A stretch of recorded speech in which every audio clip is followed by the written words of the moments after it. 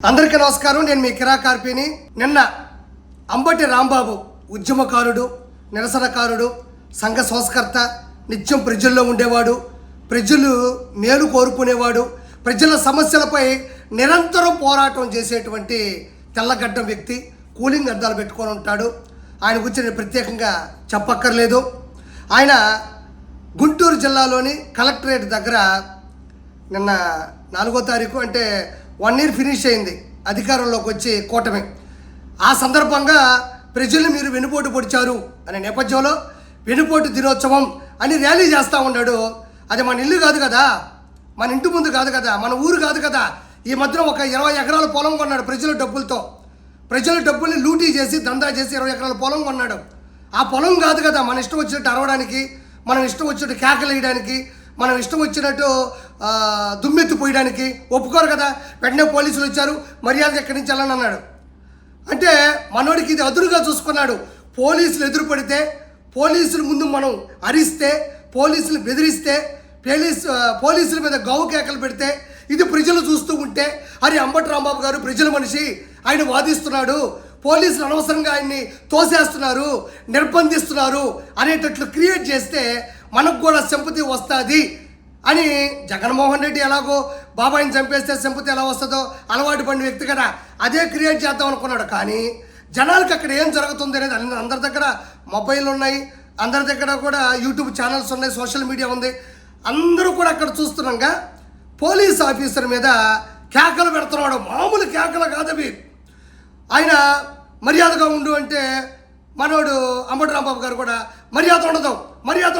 మర్యాద police officer గారికి తెలియదు ఏంటంటే అంబటి రాంబాబు గారికి మొదటి నుంచి మర్యాద లేదు, ఆయనకి ఎప్పుడు మర్యాద ఉండదు. వైఎస్ఆర్సీపీలో నెంబర్ 1 పర్సన్ ఎవరైనా ఉన్నారంటే, అస్సలు మర్యాద లేని మనిషి ఎవరైనా ఉన్నారంటే అది అంబటి రాంబాబే. పోలీస్ ఆఫీసర్ ఏమో నీకు మర్యాద ఉండదు అంటున్నాడు. మొదటి నుంచి ఆయనకి మర్యాద లేదు, ఆయనకి మర్యాద ఉండదు. ప్రత్యేకంగా ఆయనకు మర్యాద లేదని గుర్తించాల్సిన అవసరం లేదు. ఆ తర్వాత అంబటి రాంబాబు పోలీస్ ఆఫీసర్ ఇద్దరు వాదించుకుంటున్నారు. ఏమనంటే నువ్వేం చేస్తావు. పోలీస్ ఆఫీసర్ గారికి తెలియదు ఏంటంటే అంబటి రాంబాబు గారు ఏం చేస్తారో ప్రపంచం మొత్తానికి తెలుసు. 3 కెమెరాలు పెట్టి వీడియోలు చేస్తూ ఉంటాడు, ప్రపంచంలోని పెద్ద పెద్ద కేసులు వాదిస్తూ ఉంటాడు, గంట అరగంట అని చెప్పి సంజు సుకన్యాల చేత మసాజ్ చేయించుకుంటూ ఉంటాడు. పోలీస్ గారికి తెలియదు అనుకుంటే ఆయన ఏం చేస్తాడో మాకు ప్రజలందరికీ తెలుసు. ఈ 3 ఆయన చేస్తూ ఉంటాడు. ఇక్కడ ఇంతకుముందు అన్నట్టే మర్యాద ఉండదు అంటున్నారు. ఆయనకు మర్యాద లేదు అన్న విషయం బయట వాళ్ళు చెప్తే మనం నమ్మక్కర్లా.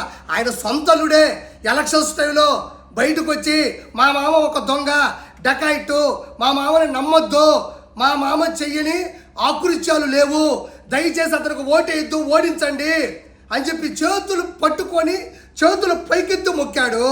ఇప్పుడు అర్థమైంది కదా ఆయనకి మర్యాద లేదు. ఇంకొకటి ఏంటంటే ఇతని గురించి ప్రత్యేకంగా చెప్పక్కర్లేదు. అసెంబ్లీ సాక్షిగా ఆడపడుచుని అవమానించినటువంటి వ్యక్తి.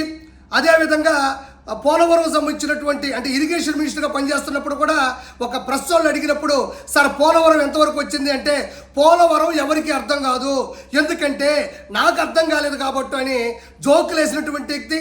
నిజంగా అతనికి ఏ పరిస్థితి మీద ఎలాంటి ప్రణాళికల మీద పూర్తి అవగాహన లేనటువంటి పొలిటికల్ జోకర్ ఎవరైనా ఉన్నారు అంటే అది అంబటి రాంబాబు.